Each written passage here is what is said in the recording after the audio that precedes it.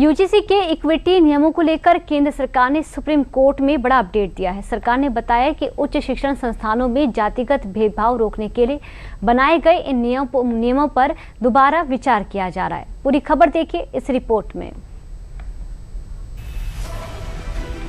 देश के कॉलेजों और विश्वविद्यालयों में जाति भेदभाव रोकने के लिए बनाए गए यूजीसी के नए नियम एक बार सुर्खियों में बने हैं। दरअसल उच्च शिक्षण संस्थानों में जातिगत भेदभाव रोकने के लिए यूजीसी द्वारा बनाए गए नए नियम को चुनौती देने वाली याचिका पर सुप्रीम कोर्ट ने गुरुवार को सुनवाई की, जिसमें केंद्र सरकार ने कोर्ट को बताया है कि वह यूजीसी रेगुलेशन साल 2026 पर दोबारा विचार कर रही है।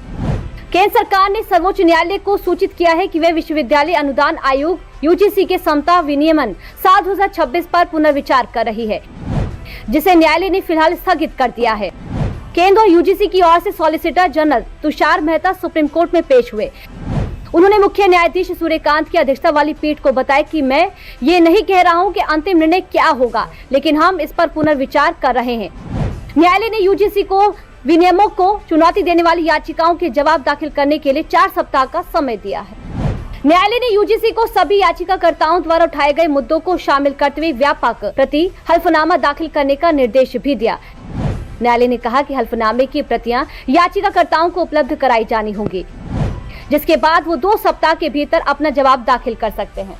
कोर्ट ने सेंटर को आदेश दिया है कि 4 हफ्ते में जवाब दाखिल करिए और बाकी सभी पार्टीज को भी कहा है जिनको भी जो भी फाइल करना है काउंटर एफिडेविट अपने, वे सभी अपना काउंटर एफिडेविट जवाब फाइल कर सकते हैं। और ये मैटर अब 4 हफ्ते के बाद ही आएगा, क्योंकि 4 हफ्ते का समय जो है सरकार को मिला हुआ है इसमें काउंटर एफिडेविट फाइल करने का। यूजीसी के नए नियमों को इसी साल जनवरी में आधिकारिक तौर पर जारी किया गया था, जिसके बाद इन नियमों को इस आधार पर चुनौती दी गई थी कि इनमें जाति आधारित भेदभाव की परिभाषा सीमित है और सामान्य या गैर आरक्षित श्रेणियों के छात्रों को जाति आधारित भेदभाव या संस्थागत पूर्वाग्रह से सुरक्षा से वंचित करती है।